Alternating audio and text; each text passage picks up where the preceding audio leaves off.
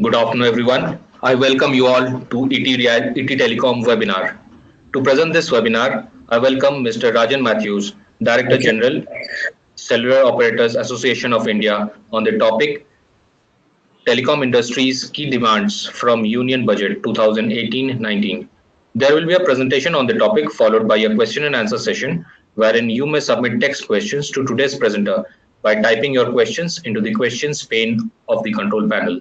You may send in your questions at any time during the presentation. We will collect these and address them during the question and answer session at the end of the presentation. Now I request Mr. Rajan Mathews to start the presentation. Over to you, sir. Thank you very much, and appreciate this opportunity to discuss the particular requests of the industry vis-a-vis the upcoming budget. Over the last several years, the industry, which was once the flagship and standard bearer for progress in India, and to show the innovativeness of our country, has kind of slumped down. And over the last several years, there's not much that we have received from the budget in terms of any incentives or adjustments or direction to enhance the functioning of the industry. So we are hoping that this time around the finance ministry will be considerate enough to the industry to consider the request that we are putting forward on behalf of the industry. So with that, let me get into the specifics of what the industry means to the country, because I think that is important to contextualize, because this is an industry which has a tremendous impact on the growth of our country, on the progress of our country, on the development of our country. And I think it's only appropriate to contextualize what we are asking for in terms of what contributions this industry makes to the country. So with that, let me begin. So here is clearly some data points that indicate the magnitude of the industry in terms of our impact, both to customers, to the government, and to the country. So if you start clockwise, on the left-hand side, you'll notice that the lowest mobile data tariff in the world is presently enjoyed by our customers in India. So we consume about 5 to 8 gigabits of data per month, and that is now presently at almost less than 10 rupees per gigabit. Again, that indicates one of the highest consumptions globally. As the next box shows, we are the largest consumer of data at 42 lakh terabits in a quarter. I understand a terabit is one followed by 21 zeros, so you can see what the magnitude of that is. And so we are now one of the largest consumers of data. All of that happening within the last 12 months or so. So we've really gone from being a poor data consumer to being one of the global largest in terms of consumer consumption of wireless data at one of the most affordable rates at less than 10 rupees per gigabit. We today cover over 500,000 villages or 5 lakh villages. We expect that that is going to be enhanced. And as the government continues to roll out the national optical fibre network, we expect that 4G and ultimately 5G connectivity will be percolating down to our villages, of which 500,000 or 5 lakh villages will come online. We today contribute 6.5% to India's GDP, so that's not a trivial amount when we look at a single industry.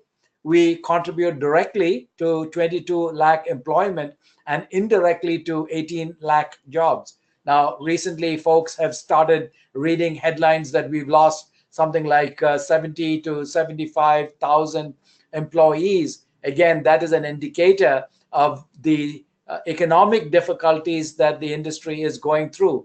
Here is an industry that has a tremendous impact on employment, both directly and indirectly. And as a result of the significant challenges being faced by the industry, we are having a significant impact on job creation, which clearly is one of the biggest challenges that the country faces, with over 500 million youth ready to enter into the job market. So again, this is one of the reasons we are asking the government to focus on the health of this industry and therefore address the particularities of what we are asking for in the budget. We are also the second largest private sector investment in infrastructure, 9.2 lakh crores of investments that are being made. So again, a significant number. The investments in spectrum alone in the last several years has amounted to 3.5 crore rupees, 348,000 crore rupees in the last 3 or 4 years. We are among the highest contributors to the government. Again, we contribute nearly 70,000 crores, and that is just in the fiscal year 17. Again, you'll notice that in fiscal year 17, that number has gone down again because of the significant hit that operators have taken to their revenue stream.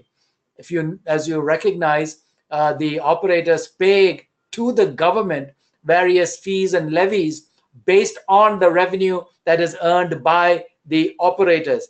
And as the operator revenue stream is hit, obviously the contributions to the government also gets impacted. But when you look at what has already been the contribution, please understand it's at 70,000 crores, one of the largest single industry contributors to the government. And so we are also the highest contributor to FDI in the last 2 decades, when India has been at the forefront of attracting foreign investment. This industry alone has pulled in 130,729 crore rupees of foreign investment. That shows the potential that this industry has in terms of aggregating international interest in India, especially in our industry. So again, very clearly, all of these statistics intended to point out the central role that the telecom and the mobility industry has in terms of impact on the growth and development of the country. Going to the key sector issues, again, we can see that we are one of the most essential sectors in the country, and it remains the backbone of all other sectors in an increasingly converged economy and environment. More and more sectors of the economy are now relying on the telecom infrastructure to be able to deliver the services and the applications. And so again, as you will notice most recently in the government's efforts of demonetization, it was as a result of our networks being able to carry the payments transactions that allowed many to be able to overcome some of the challenges that were being faced, and be able to overcome those as a result of the robustness of the network. So an example of the essential nature of the network. Again, when it comes to saving lives, last couple of years, over several 100,000 lives were saved in the coastal sections of Odisha as a result of early warnings sent out to people living in the low-lying areas, much before the hurricanes and the natural disasters came into the coastal sections, and these people were able to move to higher sections, and over 200 to 300,000 people, which normally would have perhaps suffered casualties, escaped as a result. So 2 ends of the spectrum, one commercial and one human life, talking about the essential nature of what this sector and network means to the country. It's one of the main reasons for increasing empowerment and macroeconomic growth in the country. And this has been the engine that has pulled the country forward in terms of growth.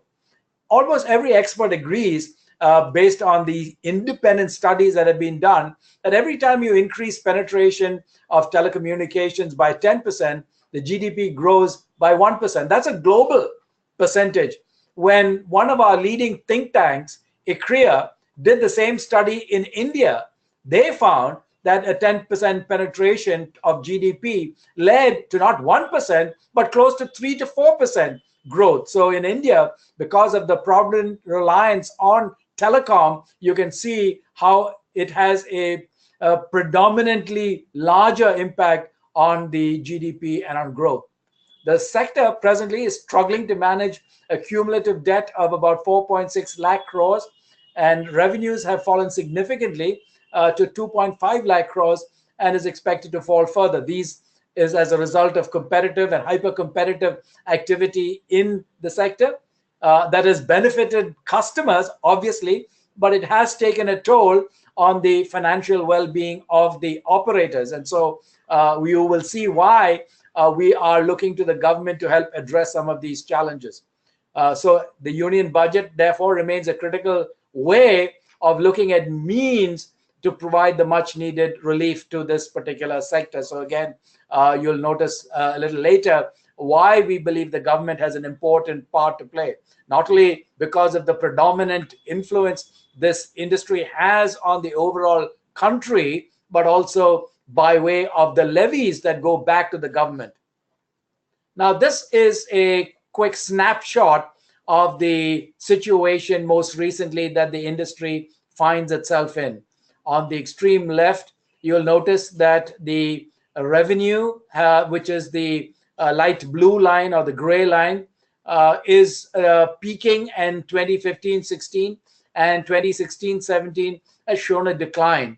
All right, and again, most precipitously, the orange line, which shows the percentage change, you'll notice the dramatic fall off in a percentage change between 15-16 and 16-17. So clearly, the revenues of the operators have fallen significantly. If you look at the EBITDA margin, which is the earnings before interest, taxes, depreciation, and amortization, which is a bit of an indication of free cash flow available to the industry to meet its financial obligations, including debt servicing costs, you'll notice again that that has fallen down tremendously. And again, if you look at the blue line, you'll notice that between last year and this year, we've gone from 76 lakhs to 71.5 lakh crore rupees, again, in terms of the growth factor of EBITDA. And again, the percentage change, again, the orange line shows how dramatically the percentage has dropped off. Going back to the left-hand side, the bar diagram, you can see the increase in debt. And you'll notice that it's around about 12, 13 that debt starts spiking and growing predominantly in terms of the percentage as well as the absolute amounts of the industry debt growing. And that's because that is the time period when auctions came into play and spectrum was now auctioned, and the very high fees extracted from the industry principally as a result of squeezing, if you will, the demand. When demand for a commodity is held in short supply, economics 101 teaches us that, of course, the prices escalate dramatically because of the high demand. And in this industry, spectrum is the fundamental building block. And so therefore, one ought not to be surprised that when you had a constraint in the supply of spectrum, the quantum of spectrum, the prices started shooting up. And that was funded principally by way of debt. So again, that is the situation the industry finds itself in. And one of the problems is that when we have gone forward, we have been hit with a double whammy. Previously, before auctions, the industry paid upfront or paid on an ongoing revenue share basis. As soon as auctions were introduced, what happened was payments for spectrum started being made lump sum upfront. But unfortunately, the previous regime of revenue share or pay as you go also continued to be levied on the industry. So that's what we call the double whammy, the double taxation impact, if you will, where you not only extract upfront payments for spectrum, but you continue the legacy regime of revenue share, which is at 8% for the license, and spectrum usage charges of anywhere from 1 to 5 to 6%. This particular slide shows you the burden on the industry in India relative to other Southeast Asian countries. And you'll notice that most of these countries are more or less in the single digits to maybe in the upper double digits, but we in India are close to 30%. Again, excuse me, this is the reason why we say that we have to go to the government to help fix our problem, because no industry can afford to continuously pay 30% of every top line dollar back to the government and not be impacted in some way and fashion. So this is why we are saying that when you look at comparable industry situations in our neighboring countries, we ought to be able to normalize to a more sustainable levy system in terms of the percentages you extract from the industry. What then are the key asks, therefore, from the budget? Again, keep in mind what we've just talked about and the rationale and reason. So the very first thing that we are saying is that, look, since 30% of the revenue stream goes back to the government, we're asking for a reduction of these regulatory levies. What are the two main big ones? One is obviously the license fee, which is pegged at 8%. And that 8% is disaggregated between 5% for what is known as USOF fund. Now, the USOF fund is the Universal Service Obligation Fund, and it is intended to enhance penetration of telecom services to the unaffordable sections and the rural sections. So that was the thought process behind part of the 8%. 5% of the 8% for USOF fund, the other is 3%. Now, the reason we are asking for it to be immediately brought down to 3% is, in a sense, saying let's do away with the USOF fund requirement. For one, there's over 30 to 40 billion US dollars sitting unutilized in the USOF kitty. So clearly, that has not been utilized for a good long while. And secondly, our operators are the ones that are driving penetration of the rural areas. So again, this is a double whammy of sorts, where you are penetrating the rural areas the fastest, not BSNL or a government entity, but private operators. And then on top of that, in not only investing to do that, but then having to take 5% and give it back to the government. So again, that's the rationale for bringing the USOF contribution and the license fee contribution down to 3%. The second one is, of course, the spectrum usage charge. Again, we're saying bring it down to 1%, and that's just not our opinion, by the way. The TRAI, the regulator, has also recommended this. Why? Because again, we've paid upfront for the spectrum, and so continuing to extract anywhere from 5 to 6% on average from the industry, again, does not make any economic and rational sense. So what's our recommendation?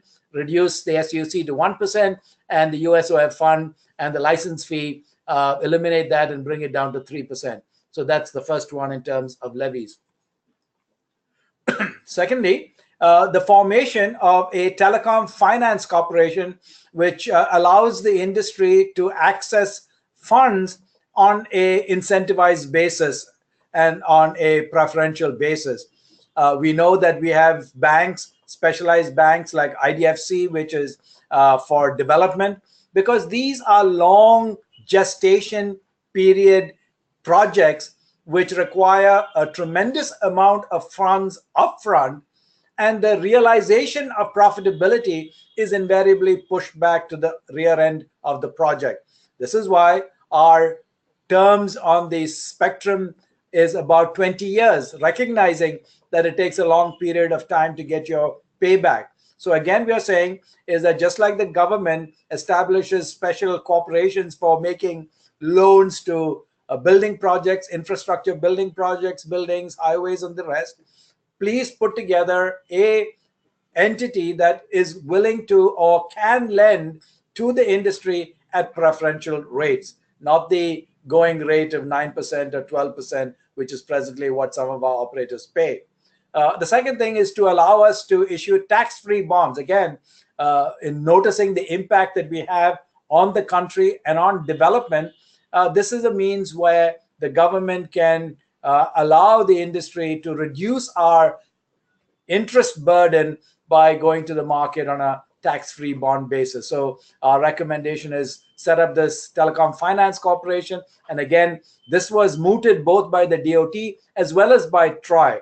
These are not recommendations that are coming only from us. So we are asking the union government, the finance department, to please pay heed to the specialized entities responsible for us, both the DOT as well as TRIBE, and allow us tax-free bonds, which of course will inure to the benefit of customers as well. The third ask is the custom duty on 4G LTE network equipment and other telecom equipment. Now, we understand very well and support wholeheartedly the government's imperative to begin Make in India. We support that. However, while we are incentivizing the Make in India proposals and program, we do not believe that the short-term basis of imposing a duty is going to help meet the government's own program projected criteria and indices by increasing the cost. Because again, remember, our present manufacturing system cannot catch up with 4G IPR. Unfortunately, that ship left our port long time back. We are rightly focusing on 5G in terms of ensuring that we have IP rights, we develop the standards, we are participating in the standards, we incentivize the manufacturing. So therefore, we think it's going to hurt us more by putting a duty on present imports of 4G. So we're saying is that please exempt this, and our recommendation is that since we are the biggest supporter of indigenous manufacturing, however, till products can be competitively priced and introduced, the import duty should be reduced or done away with. Excuse me. Going to number 4, the applicability of service tax on right-of-way charges imposed by municipal authorities. Excuse me. So what we are saying here, let me just sort of try and give you a thumbnail understanding of what happens here. Usually, municipalities are exempt from charging service tax or GST on services that they render to entities like us. What has happened is that the central government has asked municipalities and has put a claim on local municipalities saying that when they give permissions for the laying of fiber, the building of towers, that permission and that fees that are received ought to attract GST and previously service tax. We are saying that, look, that was not made clear. And so today we are receiving retroactive claims for service taxes on these municipal fees that were levied on the industry. And we are saying that one retroactive application of service fees is inappropriate. And going forward, since this is telecom and that this is a central government function, local municipalities should be exempt from having to collect GST or previously service tax. So what's our recommendation? Give us exemption or give the municipalities exemption on ROW charges so that they don't get collected from the industry for these types of services.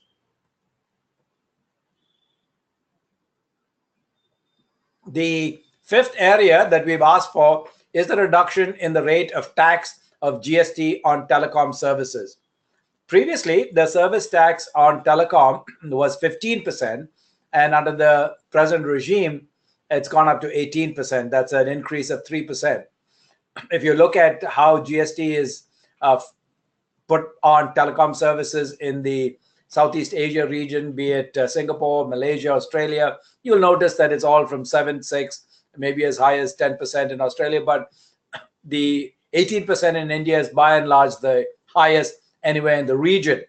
So given the predominant role that this industry plays in terms of national development, we're suggesting that this is really an essential service. And in fact, the telecom services industry has been categorized by the government as an essential service. So having been classified as an essential service, we are quite surprised that we bear one of the higher GST rates. So we're saying, please put us back into one of the lower slabs of 5%. And this will ensure that the government's policy of ensuring affordability to all segments of society is met. Because after all, recognize that invariably this is passed on to consumers, the nature of a tax. And taxes get passed on to consumers. And so you really make it that much more expensive. By reducing it, you make it that much cheaper. Now, let me also give you another example of how the government has a scope creep. Previously, when spectrum was won by operators, it attracted no tax. So obviously, you've paid market price for the particular spectrum. It's a government commodity. And when you bid for it and you win it, it is given to you. Subsequently, in the last 2 years or so, what the government has done is characterize the giving of spectrum as quote unquote a service. Nowhere in the world has the granting and giving of spectrum been considered a service rendered by the government. So the moment that characterization has been put on the industry, we are now obligated to pay the 18% on all payments relative to spectrum payments going forward. So all of the spectrum that we have bid for and we have not paid for because of debt held by the government now attracts this 18% higher GST. So not only do we face a higher 18% impact, but we also face the fact that it is being levied on more and more items that were previously not included. And of course, when you see the magnitude of the amount spent on spectrum, you will see the amount of impact this has on the industry. So again, we're saying, please bring it down. Number 6, a lower withholding tax rate of 1% on discounts extended to prepaid distributors from the present rate of 5%. Again, let me sort of give you a thumbnail description of what's happening. When we induct retail operations and those who do recharges and prepaid services, we, in order to enhance ease of business, we will offer obviously the end seller discount, right? So for example, if the MRP is 100 rupees, we allow the discounted event to happen. So for example, you may pay 100 rupees, but the person who sells it only gives, say, 85 rupees back to the operator. So that 15 rupees in effect is being kept by the end seller as a commission of sorts to them. All right. So again, the problem is that that discount really does not qualify as a commission per the act, right? So as a result, there is a withholding tax that has to be paid, right? That is presently at 5%. The point we're saying is that, look, if the intention of the government is to make it easy to do business, these are small-time entities, what we normally refer to as the small little kirana or small little mom and pop type shop who's selling prepaid talk time, recharges and the like. And so therefore, when you take 5% as a withholding, it certainly impacts their cash flow and their profitability. So we are saying is that please reduce this to 1% on these types of arrangements with our independent distributors. So that's the recommendation. Bring it down to from 5% to 1%. That really helps the distribution, the retailers, the small businesses, which are many times the engine of growth. It's consistent with the government's own policy of making things easier, ease of doing business. And so hopefully this fits in with the overall direction of the government itself.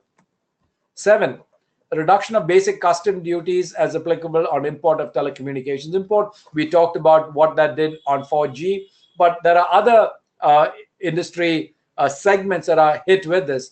So the broadband industry has its own unique role, as we highlighted. We're going through financial distress, that's understood.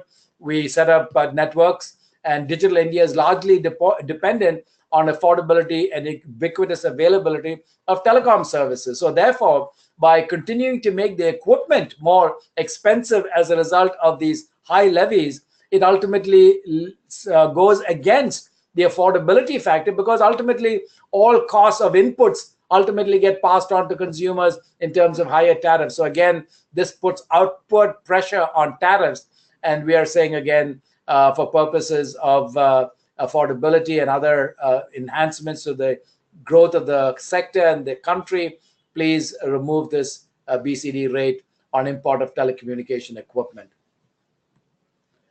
So again, this one is the optical fiber industry. Again, you'll notice that it's very, very important to incentivize optical fiber manufacturing in India. India is embarked on 4G and 5G, and those services will not happen if we do not have robust optical fiber backbones, connectivity, and networks in place. Again, we don't want to be importing a lot of that. We have plenty of optical fiber capability in India. However, certain components of that are still imported, and we're saying that please do not impose these percentage rates on them as well, and please exempt them from the GST rates on optical fiber and OFC. Bring it down from the 12% to 5%. Again, that helps on the input costs so that the industry can go vis-a-vis the government's direction. So those are the main things that we would like to talk about, and thank you for that. So we're happy now to take any questions and comments or clarifications from the floor. Thank you. Yes, sir. First question from Tina. You spoke about India having the lowest data tariffs in the world. Considering that Reliance Jio is majorly responsible for that, what, according to you, would be a sustainable per GB cost that can serve the interest of all telcos? You know, one of the things that we say is that the marketplace must drive these factors, right? We, as an association, don't try to say or pretend we understand market dynamics in terms of tariffs and tariff rates. What we do say is that it is important for the tariffs to be somewhat representative of the costs that go into providing the service. And some operators have indicated that the price points that are presently enjoyed in the marketplace do not cover those costs. Again, those are matters that we don't get involved in.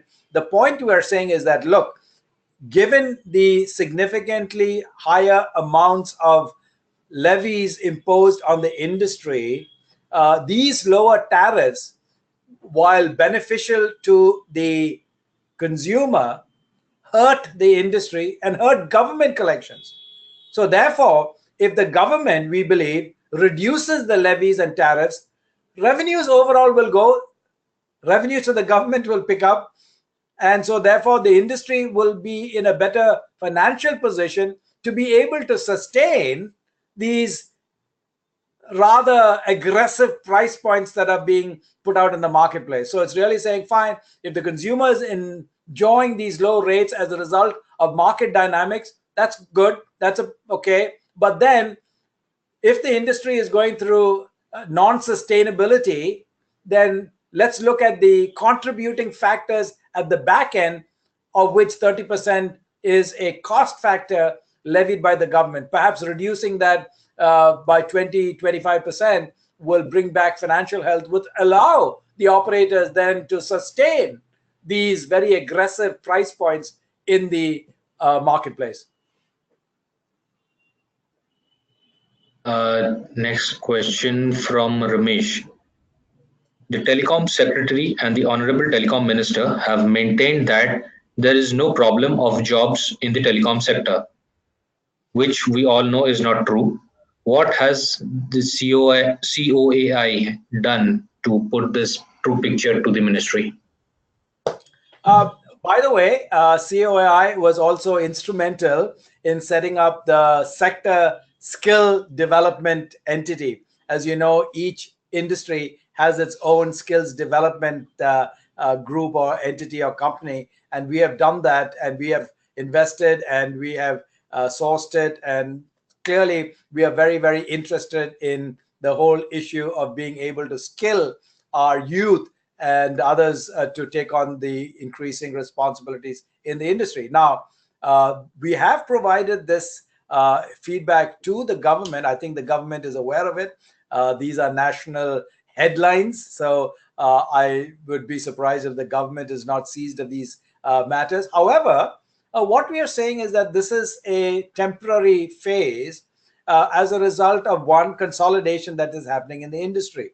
So as consolidation happens, unfortunately, we will have to right size jobs, and this is the fallout of that. The second thing is that we believe that as a result of the consolidation, the industry is set to grow at a faster clip in the years ahead.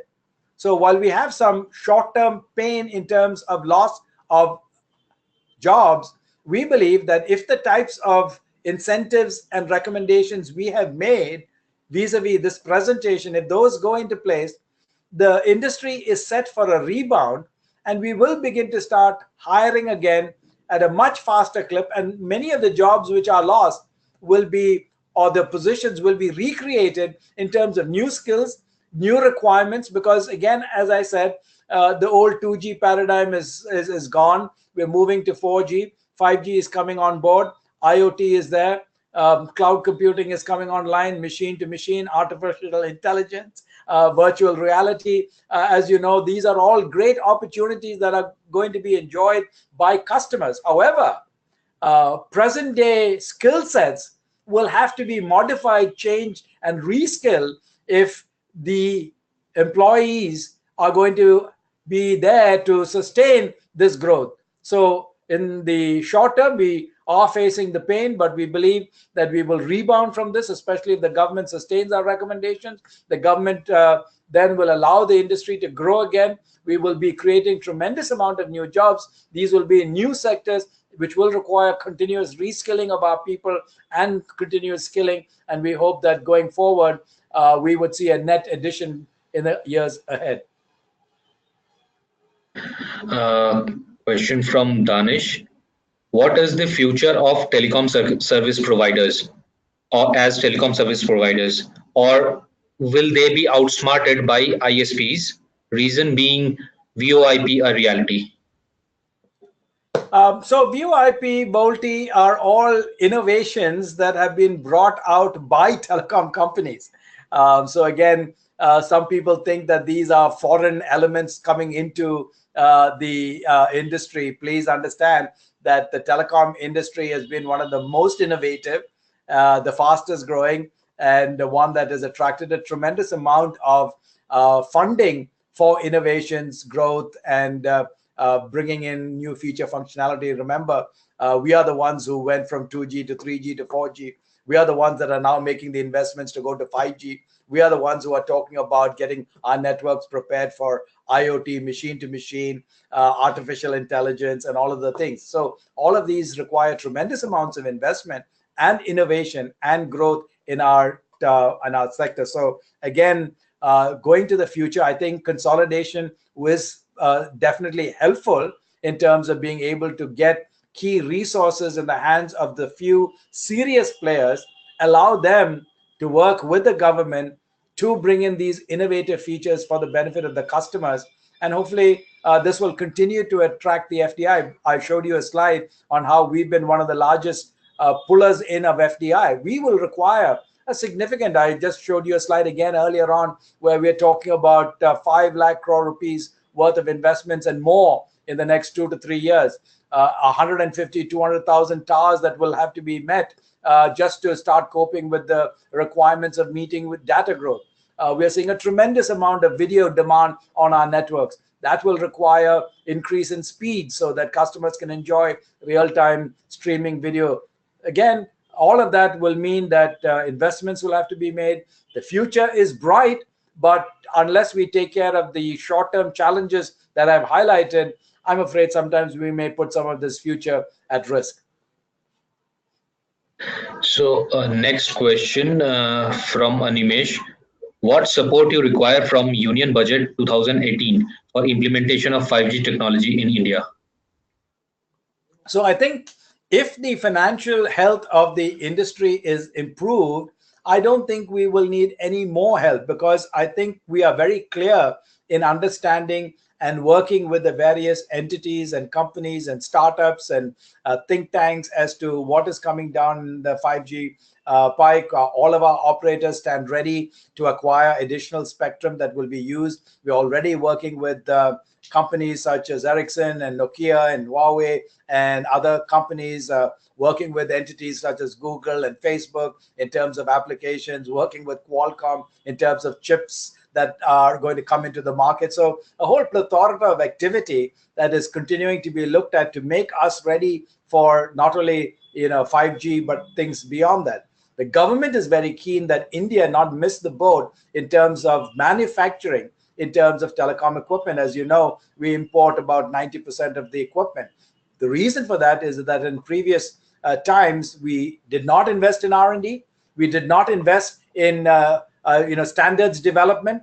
And as a result, we could not monetize the value of the demand for equipment we have in India.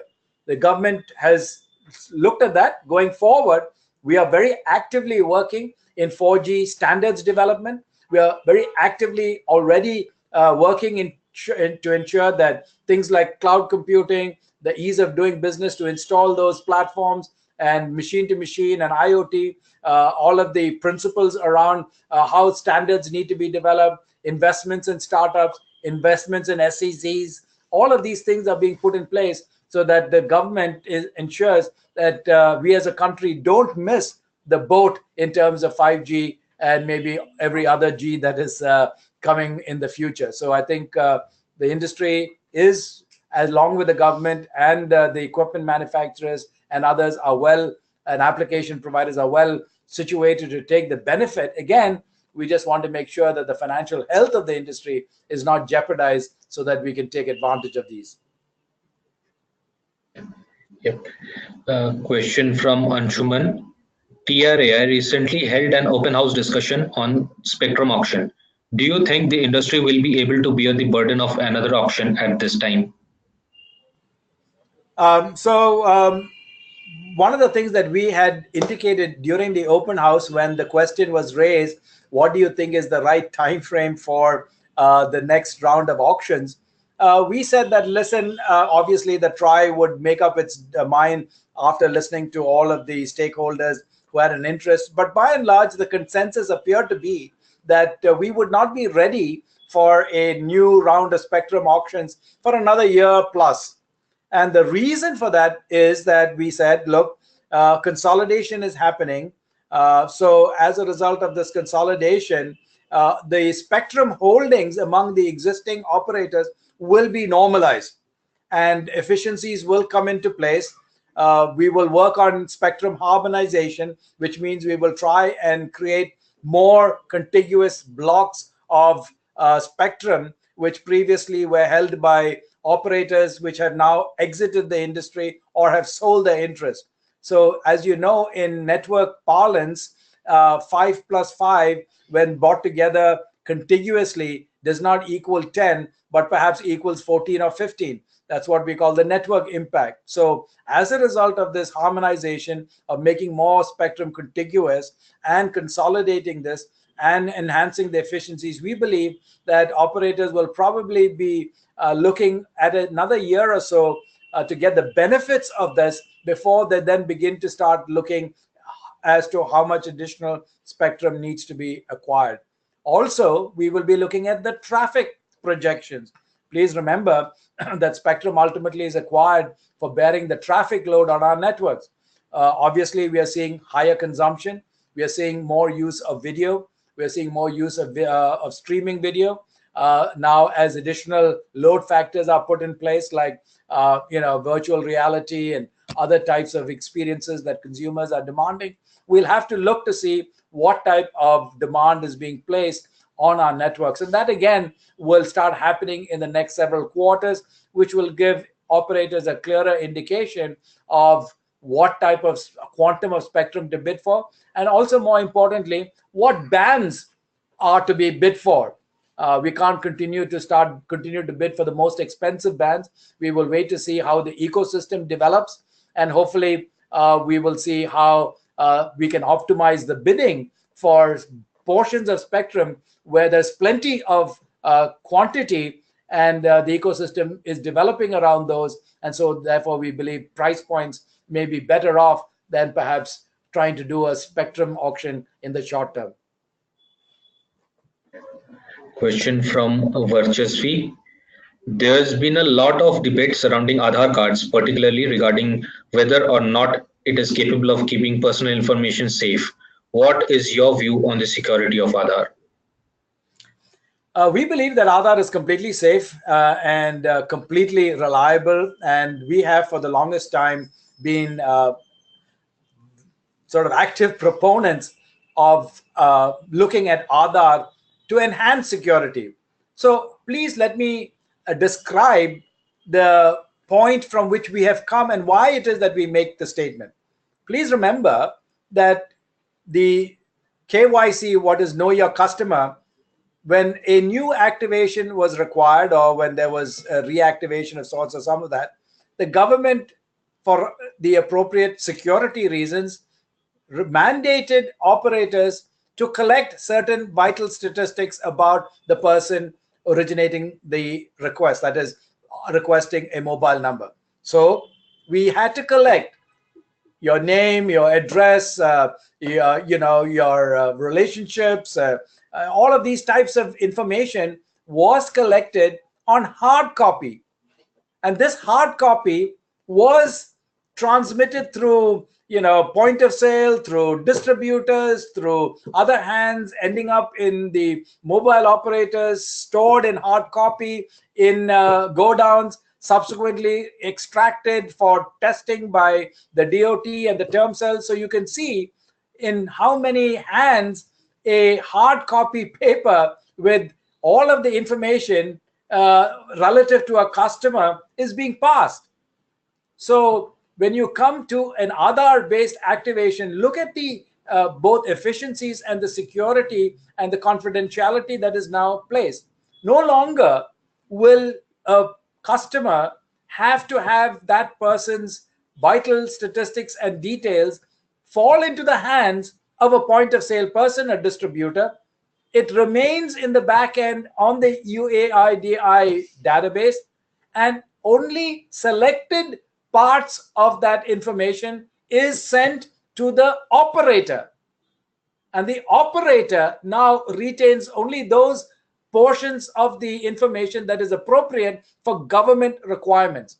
So we've taken out of the hands of a lot of people sensitive customer information, put it in terms of a secure back-end database called UIDI, ensure that the person who is coming to make a connection is in fact the true person. Previously, as the Supreme Court noted, there was all kinds of risks to the national security because people were scamming the system with fraudulent and fake hard copy documents such as passports, such as driving licenses, such as voter registration cards. All of these, as you know well, could be duplicated, and we did not have access to the relevant databases real time to ensure that these were true documents. So that compromised national security. It compromised our operations because later on, when these were found to be in some sense fraudulent, operators were levied significant heavy penalties. So look at what UIDI has done. It has helped minimize the amount of information available to anybody. It ensures that this is stored in a safe environment, UIDI. It ensures that the security of identity is maintained, that multiple people are not using these fake IDs to initiate a transaction and a mobile number. We've had instances when, as a result of these fake activations, in the event of a malified action, police have turned up in certain homes and asked, and they said, hey, listen, this is not our number. And the wrong people have been pulled into the enforcement environment, and you know that it's not a pleasant thing because of breakdowns in security. So when you look at the overall picture, we think and we fervently believe that UIDI is a great enhancement over what prevailed. Asking the other question, is the UIDI database itself secure? I think the government has made it very clear that it is. And in fact, our regulator, Mr. Sharma, the chairman, has gone on record to say, please show me an instance when the UIDI database has been, compromised. Maybe somebody got copies of something that was downloaded, but that is usually a breach of something that was not, the responsibility of UIDI. It was given to a secure person, and that person may have violated that requirement. So I think if you look purely at the UIDI, it's a very robust, and I think it's probably the envy of the world. So the government, in so many multiple forums, have been asked by world governments. It says, guys, how did you do this? The scope and scale of 1.2 billion people with unique biometric information stored in a secure environment that is available online, real time. That is significant. We ought to be proud of this in our country. Of course, there may be concerns, but we should address this. But I think overall, we're very pleased and we are supported wholeheartedly. A question from Monica. A pessimistic question, but what do you see happening if the government fails to give the industry much needed boost in 2018? I think of course we'll limp along.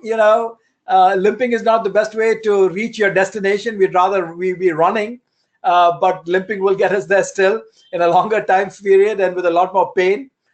So we are hoping that the union budget will take cognizance of what it is that the government is trying to achieve. The point that we're asking for is saying is that, listen, we have to align what the government is asking the industry to do and what the industry requires in terms of resources to do the job government is asking us. Look at one of the things that the government is asking us. Connect 1.1 billion unconnected people to the internet. Roll out your network to all of the gram panchayats and villages. All right. Ensure that affordable handsets are in the hands of the 1.2 billion customers that need it. Ensure that speed is available at least 2 megabits per second. Ensure that we can move to 5G and that the technological innovations and advances are made available to the country. So the whole list of requirements from the government for the industry is quite aggressive. So we're saying is that if you want us to achieve these, then you must address some of these underlying issues in terms of being able to get the resources, one of which is, of course, the investments. Now, very clearly, the government of India knows that it can't raise these great amounts of money that I just showed you, talking about 50,000 crores, 90,000 crore rupees worth. Government believes that the money it raises is better utilized in other areas. So if you look at the cascading benefits, giving us these requested benefits has such a major cascading benefit that the multiplier benefit is almost 1 to 10. So I think the government will, enhance its programs, will earn more, the industry will do better, and best of all, I think the customer experience will be enhanced. Question from Ronak. Can you throw some light on TRAI versus COAI recommendations on in-flight communication services? So we absolutely pat TRAI on the back for coming out with this. We supported this. The only divergence that we have is that, look, we don't believe there's a necessity to introduce a new, licensing regime, right? We're saying, look, you have unified licensing. There are licensed operators. We all own spectrum, and there's got to be an earth station. That earth station has got to interface with our existing operators. So we're saying is that all of this can be done under the existing rubric of the licensing regime that is in place. You don't have to introduce a new license category or a regime or of that sort. So that is really the only exception, but we wholeheartedly support everything else that the TRAI has recommended vis-a-vis in-flight utilization of access to the internet and network services on a flight. Now, I don't know what customers will say when the person next door is jabbering all the way from London to Delhi, but that's a different issue. But we support it, and with that one caveat, we think it's a great idea. Question from Subramanian. What role would electrical transmission assets like OPGW network play in telecom rollout? OPG, you'll have to clarify maybe your enunciation of what that is before I wade into this. Tell me what it is that you mean by that. Sorry, sir, I don't have it's optical ground wire. All right, there are two ways in which optical fiber is strung out. One is what we call terrestrial, that means you put it in the ground. One is in the air. So in a lot of countries, what happens is that the electrical poles that are available are utilized to string optical fiber. Today, if you go to many of our cities, you'll notice that people string fiber from tree to tree, tree to pole, pole to something else, and finally into the house. So one of the means that is achieved on a fiber basis is to ensure that if there are electrical poles in place, that we use the electrical infrastructure. That happens internationally. We are working with the DOT and with the government to be able to see if we can do the same for fiber. But remember, towers and poles are designed for bearing a certain weight, load, and factor. So we'll have to see from an infrastructure basis how we can integrate the stringing of fiber using electricity infrastructure. But that is, in fact, something, it's a good idea. I think if, based on feasibility, it has been used in other parts of the world. The other option, obviously, is to bury it in the ground.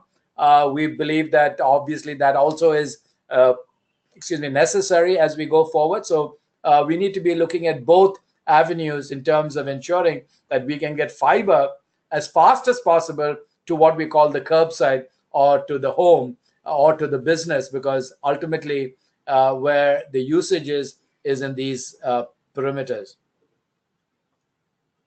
So the last question, after the consolidation, it is from Renu. After the consolidation in mobility due to Jio's entry in mobility, how will the wireline shape after their entry in wireline in terms of ARPU and sustainability? Why? Okay. So first of all, Jio has done a great job in terms of bringing affordability and 4G and marketing prowess and focus. So I think they've done a great service in terms of pushing 4G services to the consumer. However, consolidation started much before Jio came into the picture. It certainly accelerated it once they came in. But remember, several operators exited the market when the Supreme Court canceled licenses. So companies like Swan, companies like Etisalat had exited the market. Companies like Videocon had already exited the market even before Jio started their full-fledged operation. So the trend of consolidations was already there. It got accelerated as a result of Jio's entry. Now, when you look at the landline service, what we see from the subscriber, that is, what is the customer telling us? Customers are telling us that increasingly they have less and less use for landline infrastructure in terms of their utilization of it. However, we believe that landline infrastructure in the nature of fiber optic is absolutely essential and necessary. So in the old days, when we talked about landline infrastructure, it was talking about what we call copper pair, copper wires, bringing it to the house and using that to carry voice. We are no longer in the voice world. We've passed that. We are in the gigabit consumption of data. And for that to continue to be an enjoyable, customer satisfying experience, we have to focus on the implementation of fiber. Now, obviously, that will have to be done on a terrestrial basis. So whether that is done through an entity that is offering landline services, obviously it will be done through landline operators as well as through mobile operators who already have fiber in the ground and will seek to augment that. So yes, it's going to be a combined entity and combined usage and implementation of fiber, but I don't see anything else really being done through landline infrastructure. All right. With that, we come to an end of this session. Thank you, Mr. Rajan Mathews, Director General, Cellular Operators Association of India, for the presentation on the topic Telecom Industries Key Demands from Union Budget 2018 and 19. Unfortunately, we won't be able to take all the questions due to time constraints. If you have any other questions, please send them at editor@ettelecom.com. It was an engaging and insightful talk, and hope all the participants have enjoyed the session. The recording of this webinar will be made available on ettelecom.com. Thank you everyone for joining us. Goodbye. Thank you.